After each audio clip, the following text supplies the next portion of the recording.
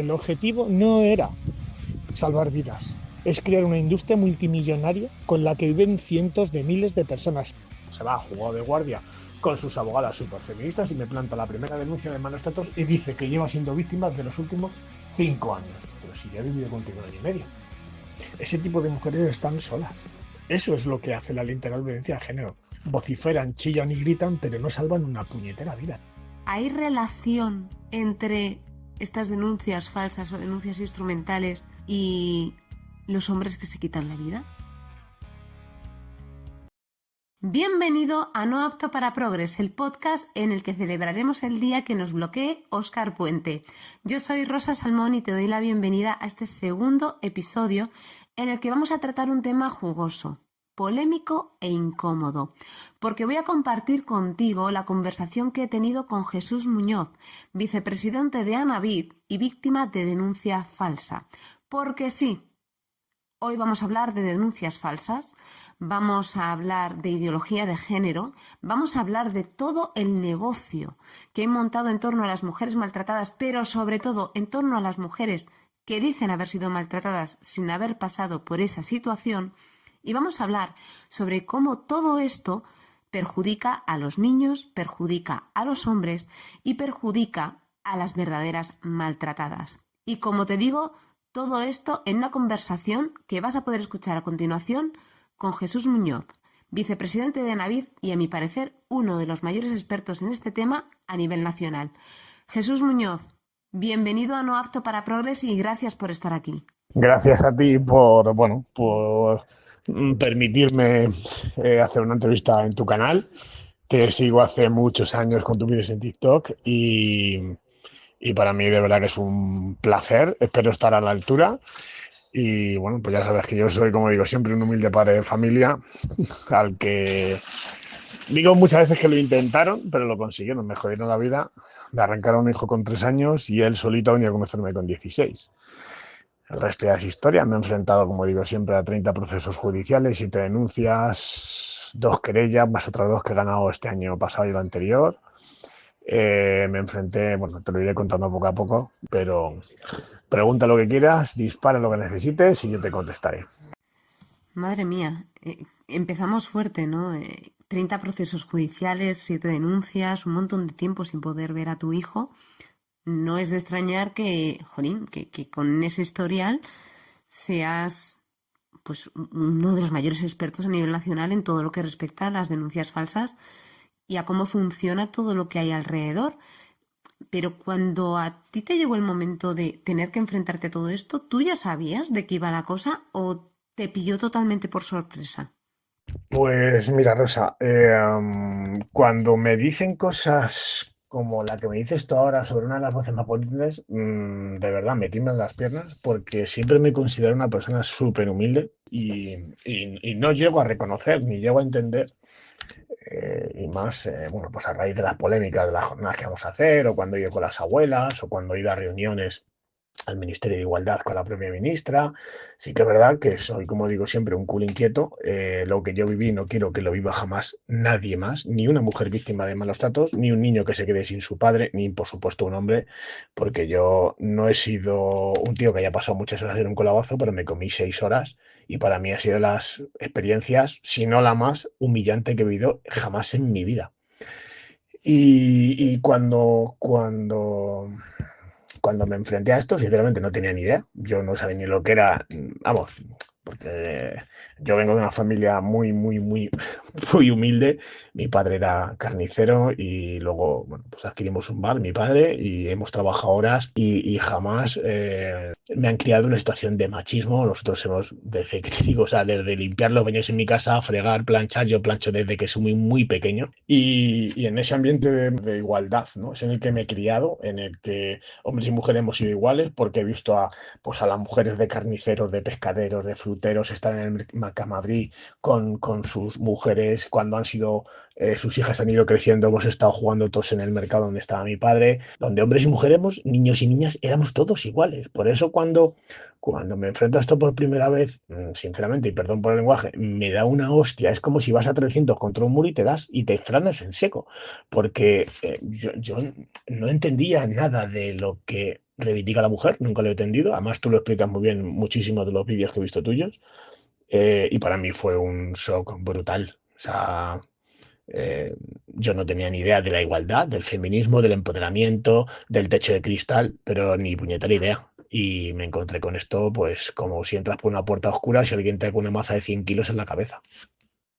Creo que para entender bien qué motiva esta lucha que tienes y para entender bien pues todo lo que vamos a hablar en lo que resta de podcast, es importante conocer tu historia, porque todos creo que hemos oído historias de mujeres maltratadas, pero a las historias de hombres que, como tú, han tenido que defenderse constantemente de acusaciones que no eran ciertas, pues a esas historias casi ni se las escucha, ¿no? ¿Cómo empezó todo este calvario que has estado sufriendo durante tanto tiempo? Te pongo un poco en antecedentes. Mi ex es una persona que, pues yo cuando la conocí no lo sabía, tenía distimia, es una depresión leve pero crónica, toma una medicación de ansiolíticos y antidepresivos y, y bueno, pues además lo mezclaba con marihuana, ¿vale? Fumaba entre 6 y 8 porros diarios, algo que yo desconocía hasta que pillé un día un trozo de hachís como uno de mis dedos en un mueble bar que tenía yo, que aunque no bebo nada, pues siempre si viene algún amigo, pues tenéis alguna copilla, cosas así, ¿no? Entonces, bueno, pues es una persona que además luego descubrimos que tenía trastornos emocionales, dependencia emocional, ¿vale? Y bueno, pues la relación continúa, bueno, y yo empiezo a ver cosas raras, le digo que de ahí que no sé si voy a seguir. Y bueno, el caso es que se queda embarazada porque me engaña, se deja de tomar la píldora, se queda embarazada cuando le digo que no me planteo y ella piensa que el niño es la excusa perfecta para pillarme. Y así hizo. Cuando le planteo que las cosas así no funcionan, en mi casa empieza a decir que hay fantasmas, que tiene presencias, espíritus, aunque te suene a coña, está todo acreditado judicialmente, están las declaraciones en la sentencia judicial, están las declaraciones en los vídeos de los juicios de que están en mi canal. Ella se va a un tío, un curandero, un brujo, lo que fuera, y le dice que echando orina en los rodapiés evita que los presencias, los espíritus entren. Y bueno, como no debe ser que no los expulsa, pues decide irse a casa de su madre y descubrió que es que la dependencia emocional, ella no era capaz de estar sola en casa y se va a vivir durante el embarazo a casa de su madre. Bueno, el caso es que se rompe la relación por pitos y por flautas, porque es una tía que, como te he dicho, me insulta, me llama hijo de puta, cuando se convierte en Jekyll y Mr. Hyde. O sea, el embarazo la trastornó hormonalmente tanto que yo era el culpable de quedarse embarazada. Siempre he entendido que el embarazo se produce porque dos personas quieren, pero bueno, ella lo entendía a su manera. Eh, Me empieza a coaccionar y me plantea en plan Podemos que, bueno, que como nos queremos y todos tan super power y tan flower, que hay que juntar porque todo es de todos. Claro, yo cuando escucho esa frase, a mí que me han educado de tú tienes lo que tú trabajas, pues imagínate lo que es que alguien te plantee que de la noche a la mañana, que si no le pones que si no le das la mitad, o sea, su planteamiento es, te pongo las escrituras de mi casa, que está por pagar, y tú me pones las tuyas, que la mía está prácticamente pagada. Digo, no, hombre, no, si a mí me queda por pagar como el que dice 2 años. Y claro, yo digo, no, no. Lo tuyo es tuyo, lo mío es mío. Si quieres ponemos una cuenta común para los gastos de del niño y ya está. Bueno, el caso es que me dice que si no pongo todo a media, si no le pongo las escrituras de mi casa, que no le me pongo los apellidos al niño. Imagínate todo esto lo que se te viene encima. Y bueno, al final la relación le digo, mira, ella se queda con su madre, nace el niño en el hospital Gregorio Marañón y me encuentro con la sorpresa de que todo el verano, porque como en mi casa no quería venir porque había fantasma, me encuentro siendo tan idiota que me voy a su casa y le hago todo. Ella, te puedo decir que es que no hacía prácticamente absolutamente nada. Y tanto es así la tensión que le digo, mira, yo no voy a estar aquí con casa de tus padres todos los días, o nos vamos a mi casa o nos vamos a la tuya. Pero yo en casa de tus padres no voy a vivir eternamente. Y llevaba un mes. Y bueno, pues nos vamos a su casa a finales de noviembre y pasamos como un mes y medio, no sé si una cosa así. El 7 de enero del 2005 me propone, como ella pues pensaba vivir del cuento, vivir de mi sueldo, ya estar de baja como madre y pensaba que yo le iba a sostener el resto de su vida. Yo le dije que yo no mantengo una mujer, yo mantengo cuando hay, yo no digo que todos ganemos iguales, pero si tú aportas, yo aporto, pero yo no voy a sostenerte a ti porque el empoderamiento de la mujer, ahora fíjate con todo lo que sé, tú tienes que trabajar. Es una mujer que de 30 días le trabajaba 5, el resto estaba de baja. Y bueno, pues me plantea la comisión de un delito que es que traiga personas de carácter inmigrante, porque así un compañero suyo de trabajo le daba entre 1.000 y 1.500 euros por cada persona que se diera de alta para trabajos en el hogar, y ella pensaba vivir así. Y claro, yo cuando me planteé eso, digo, mira, pregúntaselo a tu hermana. Yo se lo voy a hacer, porque eso a mí de todas luces me supone, me suena a tráfico de personas. Entonces, bueno, pues como no contribuyo a su forma de pensar de manera familiar, me echa de casa. Me tiro como una semana sin poder ver al crío. Al final la llamo uno de los días, ella me llama, que bueno, que se ha equivocado, que lo siente mucho, que vaya a ver al niño. Y yo dije, ya no me pillan más. Y la última vez que estuve en su casa, por intentar bañar al niño, estuve allí, pues no sé, como a las 11, a las 12 de la mañana. El niño tendría 2 meses, 3 meses. Y le digo, bueno, ya está, no, quédate y hacemos algo de comer. Digo que no, que no, que no, que yo no. Yo voy a intentar luchar por mi hijo, tú tienes tu vida, yo tengo la mía, y estas circunstancias a mí no me vuelves a liar lo que me has liado, porque no. Te has tirado un año en casa de tu madre, que si en mi casa hay fantasmas, me has llamado de todo, me has llamado perro judío, me pegabas en casa de tu madre lo justificaba. O sea, es que cuando te digo, "Oye, mamá, me llama hijo de puta, me llamaba cabrón", aparte de eso, tengo las espinillas de sus botas camperas, me pegaba patadas. Entonces llegó un momento que ya dije, mira, esta ya está loca, o sea, pero literalmente loca. Y, y entonces me dice un día que no, que tengo que luchar por el niño, que las parejas tienen que discutir y que eso es normal. Y yo, pues como eso no lo he visto nunca, pues no lo entiendo. Voy a salir y ¿qué crees que hace ella? Me adelanta por el lado derecho, va corriendo hacia la puerta, coge la llave de la puerta blindada, cierra, se mete las llaves en el sujetador y me dice en mi cara, enfrentándose a mí, si tienes cojones, me las quitas y te vas. Ya me dio un ataque de ansiedad, debe ser que se acojonó y me dejó salir. La última vez que pisé su casa, no volví a saber nada más de ella, porque cuando no se insinuaba, se ponía desnuda para que fuese a bañar al niño con ella a la bañera y bañaran los tres. O sea, ya dije, mira, esta tía no.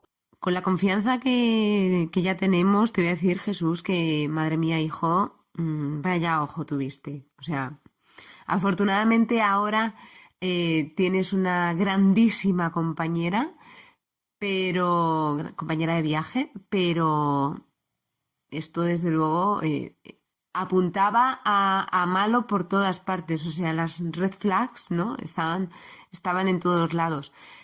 Pero claro, aquí no había todavía una denuncia de por medio, o sea, todo el periplo judicial no había comenzado. ¿En qué momento tú te das cuenta de que hay algo que ya pasa de lo cotidianamente raro a oler realmente mal? Me di cuenta de todo esto, pues me di cuenta un poco al principio, y, y ya me di cuenta total cuando ya me enfrenté al proceso judicial. Yo no tenía ni idea ni lo que era una demanda, ni lo que era una querella, no tenía ni idea. Y cuando me dan el nombre de las abogadas, digo, bueno, pues era una abogada de civil, una demanda. Y empecé a investigar por internet, y descubro que una es Cruz Sánchez de la Sorzano, en aquel momento directora jurídica del área de violencia de género de la Federación de Mujeres Progresistas, el aparato político nazi del PSOE. Y feminista, claro. Y cuando veo eso, la otra abogada, Yolanda Corchato Gómez, dando charlas y simposios y siendo abogada de una asociación de mujeres violadas. Cuando yo veo eso, digo, uff, ¿qué hice? Me llevé una cámara Casio ZX4 al despacho, llegaron media tarde y me encuentro con primero una falta de respeto, que llegan media tarde, y dos tías, pero, o sea, dos divas no sé, como, no sé qué decirte, o sea, dos mujeres que se piensan que están, o sea, pisan por encima de las nubes, o sea, y yo soy una persona hipernormal.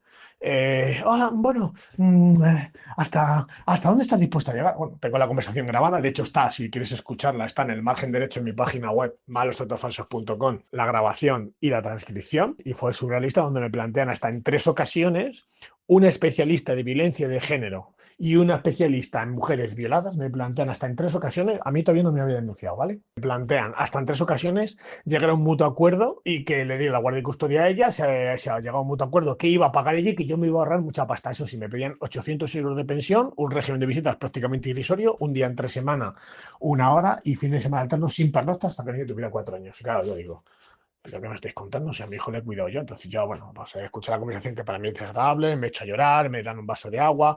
Hombre, ahí donde podemos llegar es un acuerdo, porque Oscar, claro, Oscar es muy pequeño aún. Digo, ¿qué tiene que ver? Y si la madre hubiera fallecido, ¿qué pasa? ¿Que yo no le puedo dar un biberón? Bueno, pues a los 17 minutos le digo que yo no, que como mucho yo doy 300 euros cada uno. Y dice, no, eso es muy poco. Bueno, pues ahí se queda. Eso se produce tal que así, lo que no me habían contado, fíjate si son sinvergüenzas, que el 1 de febrero habían presentado una demanda civil de guardia y custodia en el que piden la guardia y custodia exclusiva para ella, ¿vale?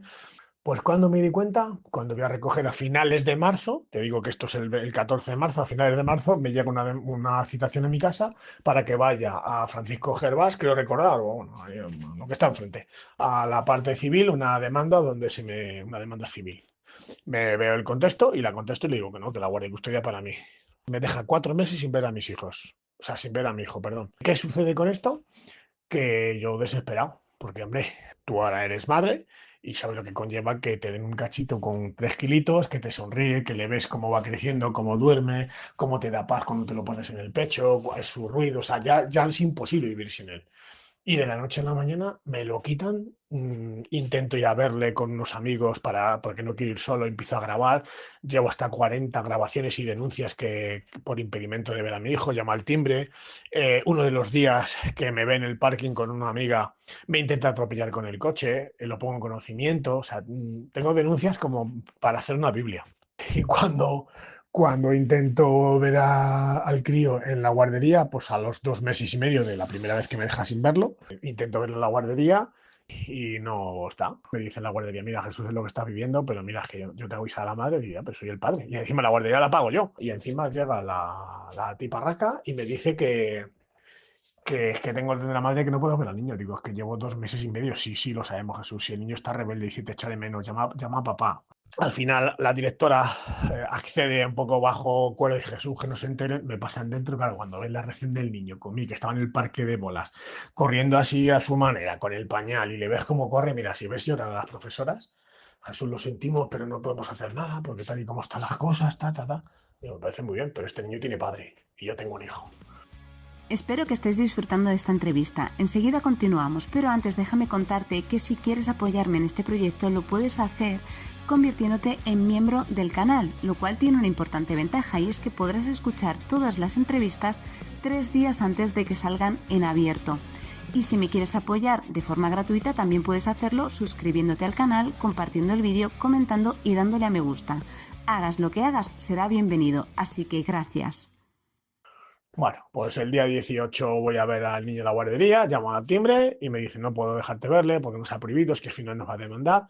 La llaman, oye, mira, que está aquí el padre, que mira al niño. En 4 o 5 minutos se presenta, entra por la acera peatonal con el coche, pega un trompo, se dirige a mí.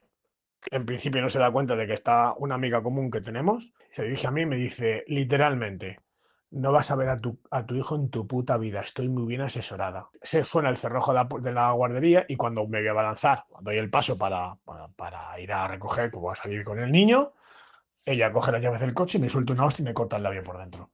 Automáticamente mi amiga llama a la policía, vienen, pues el séptimo en caballería, vienen allí 2 o 3 patrullas de paisano, otros tantos de policía municipal, otros tantos de policía nacional, y me ponen contra la pared y le dice, oiga, si la que he llamado he sido yo, es que esta señora, que es la madre de su hijo, la agredió durante, estás bien, le enseñó el labio y dice, hostia, ¿quieres denunciar? Digo, me claro que voy a denunciar.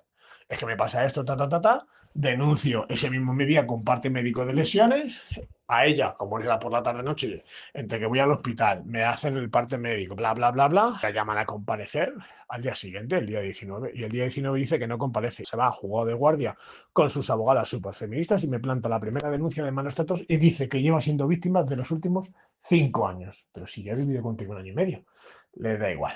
Madre mía, o sea, me estás diciendo que no te deja ver a tu hijo, que te agrede cuando vas a la escuela infantil a ver al niño y que encima quien pone una denuncia diciendo que lleva años sufriendo malos tratos es ella. Es alucinante porque además, fíjate, yo te estaba escuchando y se me estaban poniendo los pelos de punta, porque creo que es importante que conozcamos tu historia para entender que hablas también desde la propia experiencia, que no hablas de oídas, ¿no? Pero no dejo de pensar en que esta es tu historia, pero es también la de muchos otros hombres, cambiando matices, ¿no? Pero cambiando esos detalles, cambiando esos matices, es la historia de muchos hombres, a los que les prohíben ver a sus hijos, a los que agreden y a los que denuncian cuando no hacen lo que la loca de turno quiere. Es de flipar, la verdad. Es de flipar. Y una vez que te presentó esta denuncia, ¿qué es lo que pasó? O sea, ¿qué es lo que pasa cuando un hombre se enfrenta a una situación como la que tú empezaste a enfrentar en ese momento? Bueno, pues me llaman a declarar el 23 de mayo, tengo que estar sentado en el juzgado de violencia de género número 4 a declarar, imputado por un delito de maltrato en ámbito familiar de manera continuada. El espectáculo fue, pues, bueno, bochornoso. Para que te hagas una idea, me toca un juez que es pues como Doc de Regreso al Futuro, pues eso pone una toga. Pero a mí la verdad es que me trató bien. Bueno, pues el caso es que me llama el juez y me dice, bueno, dígame usted qué sucede, ¿sabe usted los delitos por los que se le imputan? Digo, sí, sí. Y yo le digo directamente, ya con medio lágrimas en los ojos, le digo, mire, señoría, métame en la cárcel, pero déjeme ver a mi hijo. Y dice el juez, ¿cómo? Digo, mire, llevo 2 meses y medio sin ver a mi hijo, casi 3. Y lo único que quiero es ver a mi hijo. No he hecho nada. Simplemente por intentar ver a mi hijo en la guardería, esta señora me ha pegado. Dice, sí, he visto ya la información al respecto de la comisaría. Mira las abogadas de arriba abajo. Bueno, señor, porque Cruz Sánchez habla así con voz de pito. Bueno, señoría, bueno, pues es que sí que es verdad que ha habido unas desavenencias y tal. Y creo que en aquel momento le dijo una de mis abogadas que tenía ya en aquel momento, señoría, es que además esta parte ha presentado una demanda civil de guardia y custodia desde el mes de febrero. No ha habido ningún altercado, pero la madre se ha preocupado junto a las abogadas de que este señor no pueda ver a su hijo. Ya me echa a llorar, me rompe a llorar, se levanta la letrada de la Administración de Justicia, viene a por mí, me da los clics, venga, tranquilo, hombre, tranquilo, que no pase nada. Claro, piensa que llevamos 1 año y medio de aplicación de la ley y en aquel momento era todo a lo salvaje. Bueno, pues ese mismo día, el 23 de mayo, se bajan al juzgado de guardia y amplían denuncia y presentan otras, a lo largo de otros 3 años, presentan otras 6 denuncias más. Y esta vez meten más hechos que yo jamás, vamos, ni había descrito, y mete testigos falsos, que son su familia. Te cuento algunos como ejemplos. Manifiesta que la ha amenazado de muerte en la puerta del punto de encuentro, en presencia de su familia, y además que le ha destrozado un vehículo propiedad de BMW, a la que pertenecía la hermana como directora de comunicación de BMW España. Otro día que estoy en Guardamar del Segura en dirección Benidorm y en el arcén, en un momento de media, se me va la cabeza y en presencia de su hermana que era de copiloto, la saco del coche violentamente y la llamo puta y porque no se pone el cinturón. Acreditan más de 20 compañeros de trabajo que estábamos ese mismo día de las amenazas de muerte en el punto de encuentro. Estábamos 200 personas en la iglesia de San Rafael, en una misa de un compañero de trabajo que había fallecido, y estábamos pues 180 200 personas, cada uno con sus parejas. Yo estaba con la que es actualmente mi mujer. Oye, mira, que me tengo que ir, que me llama Policía Judicial de Retiro, que me llaman porque dice amenaza de muerte. Venga, Jesús, ¿me estás vacilando? Digo, no, tío, esto es así. Y todo el mundo, muchas personas me dieron sus DNIs, nos hicimos fotos con ellos, me dieron nombres, apellidos, los teléfonos de contacto, que lo plasmamos en la declaración de la comisaría de Retiro, ¿vale? En cuanto al viaje de Guardamar de Cura a Benidorm, de Guardamar de Segura, bueno, pues me encuentro con la sorpresa de que viendo pues mi trabajo, por suerte, está, como otros muchos, está fiscalizados, y voy a la jefa de personal de mi empresa y que me haga un documento donde se acredite que yo ese día estoy trabajando.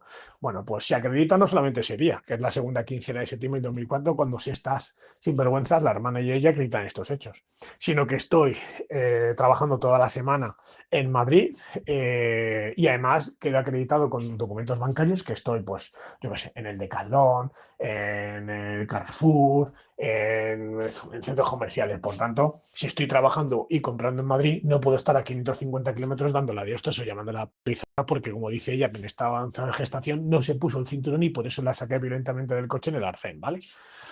Por esas anécdotas te podría contar un montón. Tanto es así que mi juicio fueron 3 días, con más de 10.000 documentos de prueba, y terminé con una sentencia de libre absolución por fundado uso espurio, de 42 folios. Uf, madre mía. Es alucinante, o sea, tú saliste finalmente absuelto, pero lo que tuviste que pasar hasta ese momento es que no se lo deseo ni a mi peor enemigo, te lo digo de verdad, o sea, es que como decías al principio, te arruinaron la vida. Te arruinaron la vida simplemente por querer estar con tu hijo, pero no querer estar con su madre. Y lo peor es que encima a ella o le salió barato o le salió directamente gratis. Porque lo cierto es que este tipo de conductas, las denuncias falsas, las denuncias instrumentales, no se persiguen. O sea, tienes que ser tú el que la persiga porque de oficio no se hace. Y aquí no pasa nada, ¿no? O parece que no pasa nada, porque yo creo que sí que pasa. O sea, te estaba escuchando y digo, no puede ser casualidad que esto ocurra y que entre el 70 y el 80% de las personas que se quitan la vida en España cada año sean hombres. No puede ser casualidad. O sea, estoy convencidísima de que aunque no hay cifras oficiales de esto, tiene que haber una relación, porque además, si nos fijamos en las últimas cifras oficiales, lo que sí que vemos es que aproximadamente la mitad, ojo, la mitad, estamos hablando de mucha gente, ¿no?, de las personas que se quitan la vida en España son hombres entre 35 y 55 años. Es decir, son hombres que están precisamente en esa franja de edad en la que se producen la mayoría de separaciones con menores de por medio. Entonces, como te decía, no hay cifras oficiales porque no se investiga, o si se investiga no se hace público, pero desde tu experiencia y desde tus conocimientos, ¿hay relación entre estas denuncias falsas o denuncias instrumentales y los hombres que se quitan la vida? Pues mira, no hay un registro oficial, pero sí te diré que en una reunión en el 2000, entre el 2015 y 2017, no te puedo decir la fecha exacta, ¿vale?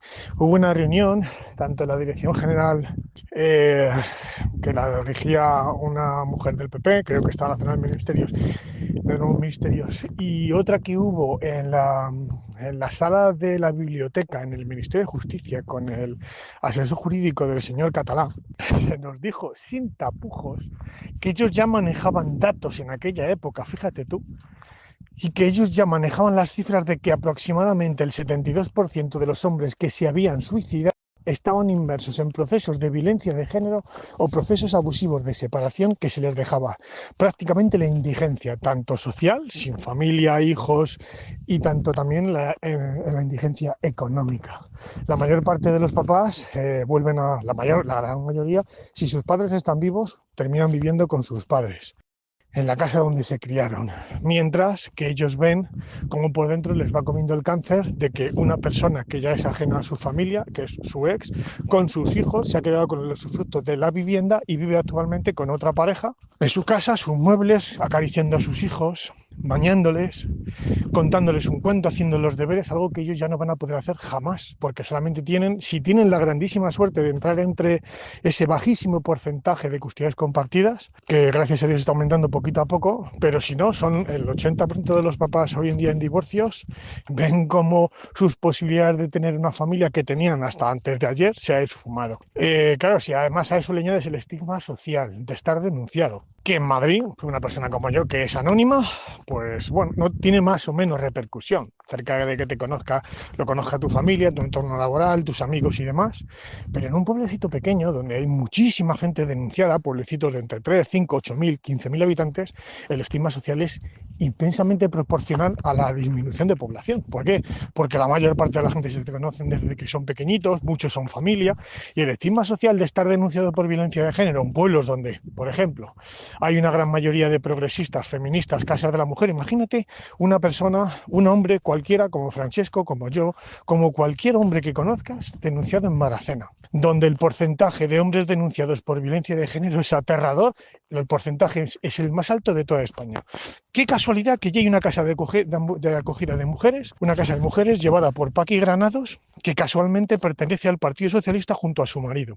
Y allí manejan, cosen y descosen a su antojo haciendo lo que les da la gana a cualquier hombre que se les cruce por medio. Entonces, claro, el estigma social de estar señalado de por vida frente a tus hijos que van creciendo y encima están alienados, pues no te digo nada. Entonces, claro, el índice de suicidios es aterrador y es muy fácil. Si yo, cualquiera de los que asumimos estas cifras, mintiésemos, para cerrarnos la boca lo tienen tan sumamente fácil que sin manipular datos, ¿vale? Igual que Hacienda maneja todo y lo controla todo, ¿por qué no juntamos al Ministerio de Interior, Sanidad y Justicia y decimos que un hombre que sea suicida, ¿vale? Lejos de la manipulación mediática y dentro de la imparcialidad. Se ha suicidado, automáticamente llega la policía, que avisan a un juez, levantan el cadáver, policía acredita, afilia, como se diga, a esa persona y se investiga a través de la base de datos de Interior y de Justicia si ese hombre ha sido denunciado por violencia de género. Y en Justicia si ese hombre está incurso en un proceso judicial, si lo ha estado y si tiene la guardia y custodia o no, o si ve a sus hijos o no.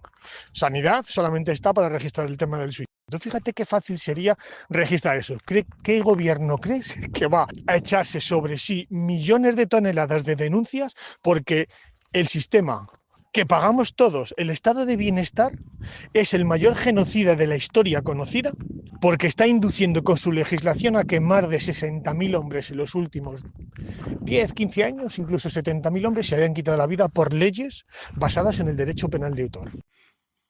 Espérate un momento, Jesús, porque es que estoy intentando procesar las cifras que me acabas de dar. Es que me parecen brutales. 60.000, 70.000 víctimas, o sea, 60.000, 70.000 vidas. ¿Qué ha costado esta ley? Estamos hablando de que la Ley Integral de Violencia de Género cuesta en un año más vidas de las que ha costado la violencia de género desde que hay registros. Y pongo violencia de género entre comillas porque ya sabemos que para meter a una mujer en el contador ese que hay, lo que se tiene en cuenta es si la persona que le ha quitado la vida es su pareja o expareja hombre. No se miran las causas ni tampoco se tiene en cuenta otro tipo de agresiones por parte de otro tipo de personas, ¿no?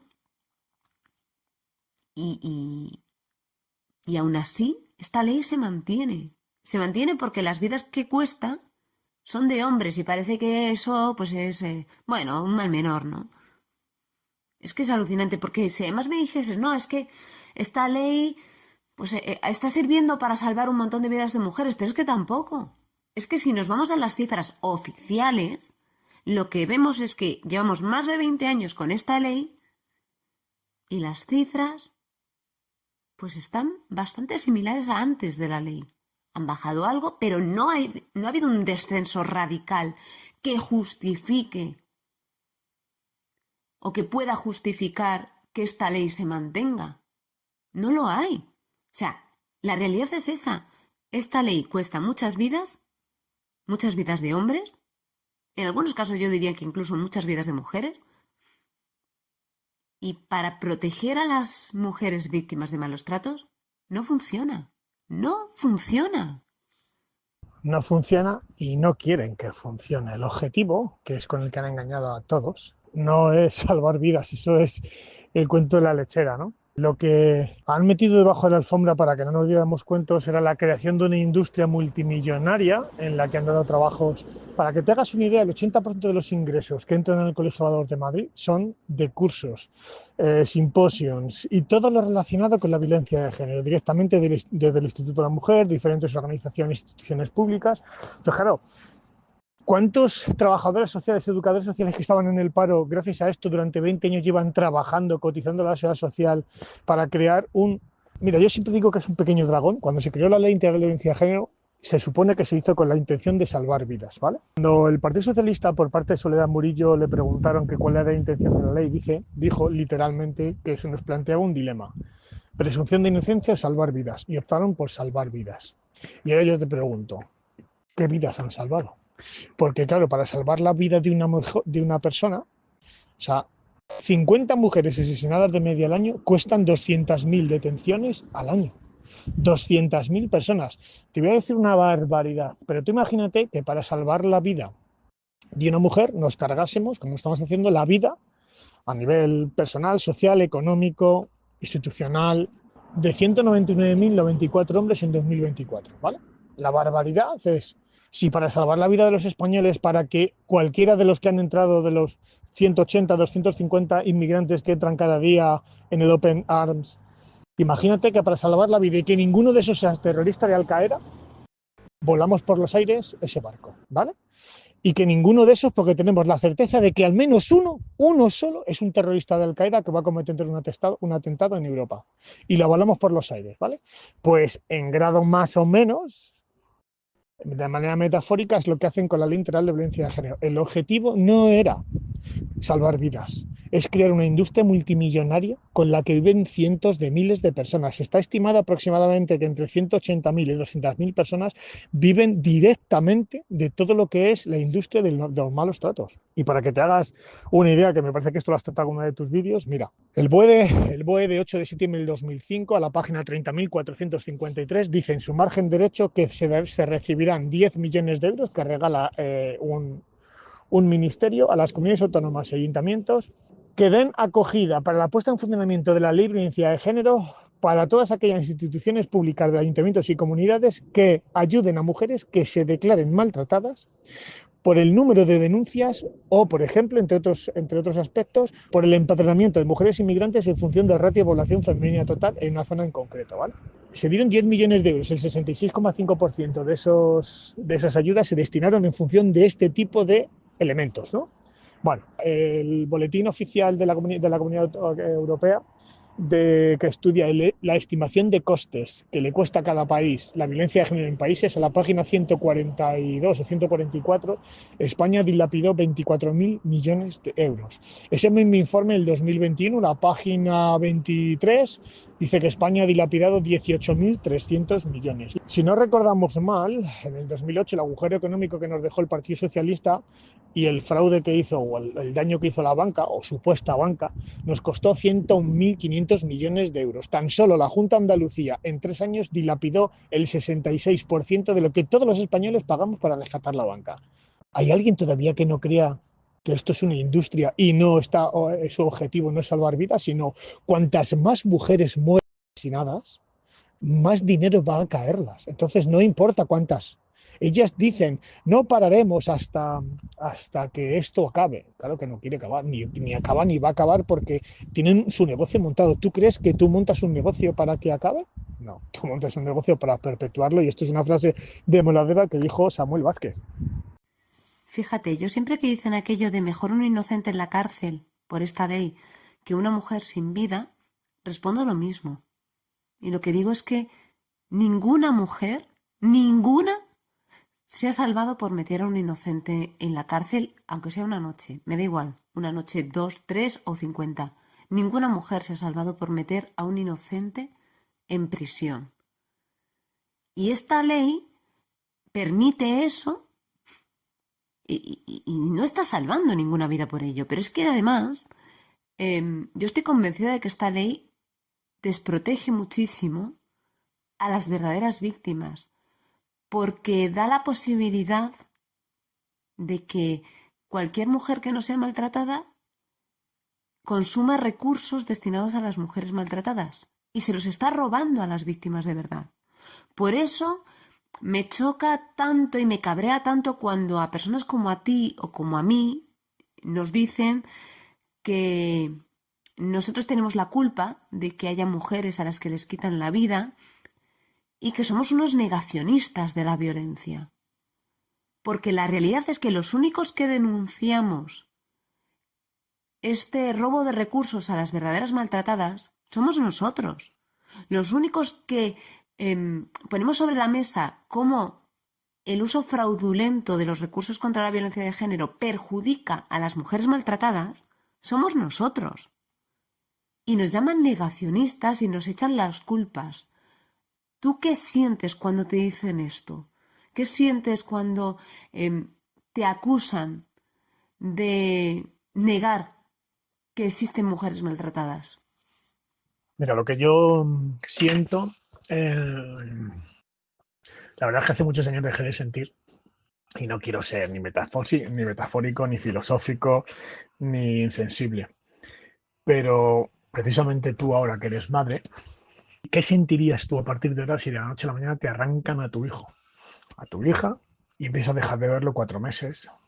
O luego lo ves un día sí, tres no, así durante casi 2 años. Le empiezan a malmeter y tienes que tomar la decisión por su bien de dejar de verle, porque crees que así van a dejar de destrozarle la cabeza y sobre todo porque no le vas a poner en la tesitura de si te vienes con papá, mamá te pega. Y tienes que dejar un niño, porque el sistema dice que la mejor opción, porque tú estás denunciado, que no condenado, eh, dejar de ver a tu hijo de la noche a la mañana. Eh, la forma más fácil de describirlo es que me arranqué el corazón en vida. Y ahora cuando me llaman negacionista con todo lo que he vivido, con los 16, 17, 18 años que llevo escuchando, no digo que ayudando, ¿vale? Escuchando el ruido del campo de batalla. Esto lo digo de manera metafórica en el sentido de familias destrozadas, niños que les han volado la cabeza, sin sentimientos de arraigo social, sin sentir que nadie les quiere, donde siempre se incita al odio, donde todo lo que sea tener pene es malo. Tú imagínate con lo que están creciendo ese tipo de personas, la juventud, la generación que lleva 20 años, que ha nacido en el año 2004, como fue mi hijo, y que ha crecido con una ley donde una mujer va a arrasarle.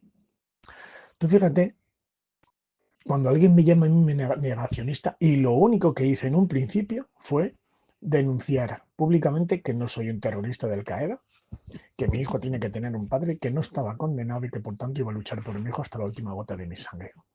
Y lo que intenté hacer es dar voz a mi caso, gritando donde hiciera falta. Cuando me llaman negacionista y demuestro que yo tengo 7 denuncias fraudulentas, falsas, como se le quieran llamar, con dinero público de la Federación de Mujeres Progresistas, que está financiada con el Instituto de la Mujer, es decir, el PSOE. Y se han gastado en mi caso aproximadamente más de 600.000 euros en los 6 años de instrucción, con más de 30 procesos judiciales, 7 denuncias de violencia de género, 2 querellas, una denuncia ante la Agencia de Protección de Datos. ¿Cuánto dinero se hubiera salvado con esas víctimas? Entonces, yo no soy negacionista, yo no niego. Yo niego la violencia de género. Yo lo que niego, lo que no puedo negar es que haya cavernícolas que piensen que las mujeres son de su propiedad. Claro, me llama poderosamente la atención cuando ves las cifras y los estudios internacionales, como el de Dunedin, Archel Canadian Journal Women Offense, Rina Sommer, el informe PAS, el informe de la Universidad Oberta de Cataluña sobre la bidireccionalidad de la violencia.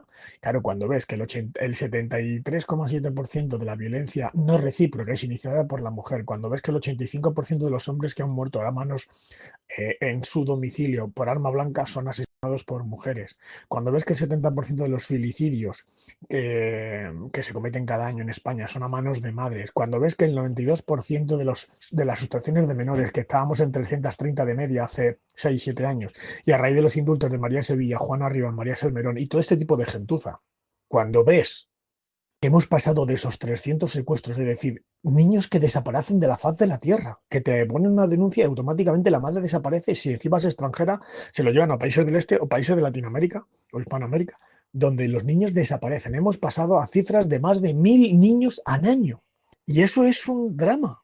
Entonces, a mí cuando me llaman negacionista, yo me siento, no te digo que sea más que nadie, me siento un héroe, ¿sabes por qué? Porque lo único que hago es ayudar a las víctimas de verdad, porque si denuncio cada denuncia falsa, fraudulenta, cada céntimo de euro que pueda acreditar que se ha utilizado de forma espuria para un proceso de divorcio, convertirlo en un proceso judicial donde al padre se le arranque de la vida de los hijos y por ende los hijos al padre, me siento satisfecho.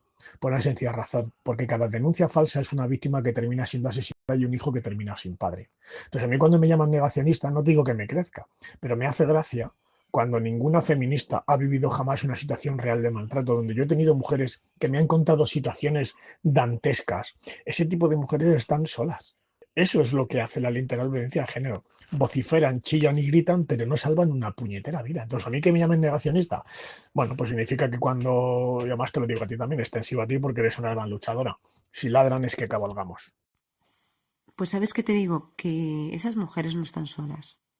Esas mujeres, para empezar, tienen a Navid y nos tienen a personas como tú o como yo, que realmente lo que miramos es si una persona necesita ayuda o si una persona necesita apoyo.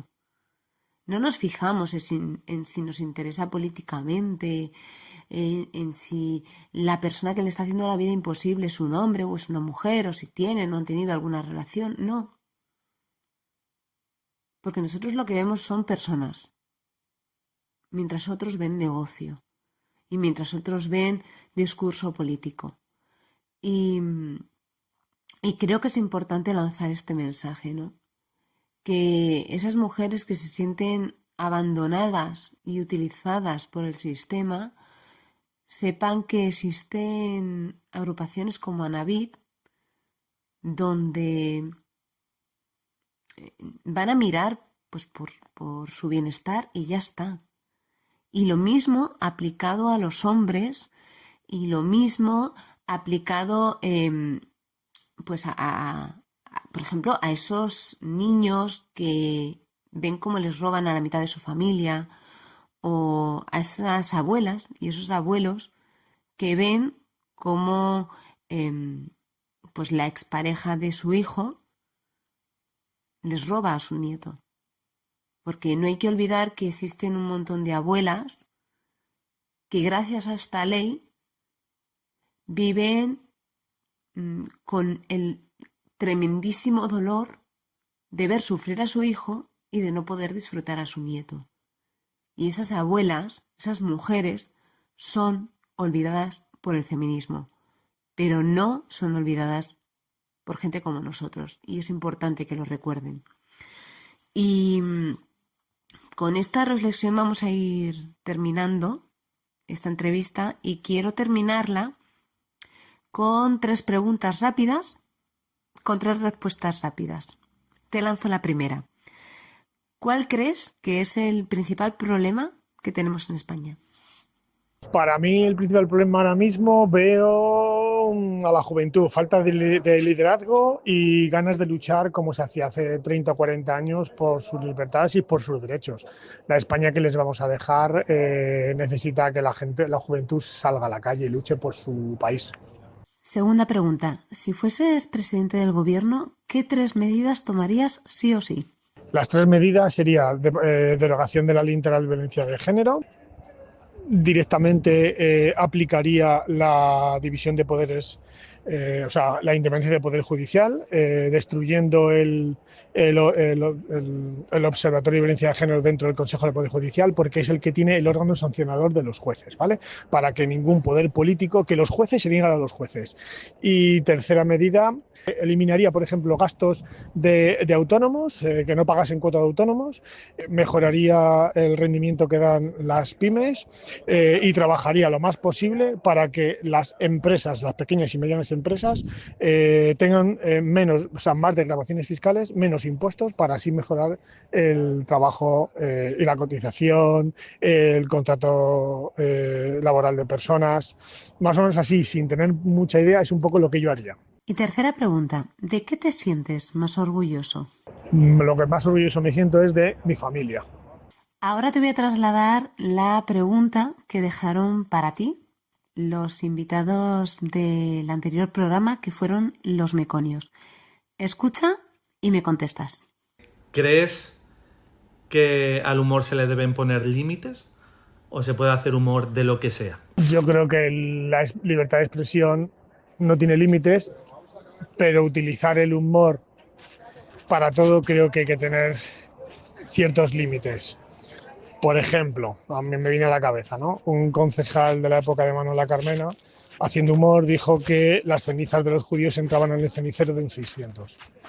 Creo que eso no es humor. Entonces, el humor está bien, siempre y cuando no entre de lleno en los derechos fundamentales de otras personas. Pues con ese mensaje y con todo lo que nos has contado, que de verdad yo todavía estoy procesándolo, con todo eso me quedo. Jesús Muñoz, vicepresidente de Anabit y víctima de denuncias falsas, muchísimas gracias, de verdad, por haber aceptado la invitación de No Apto para Progres.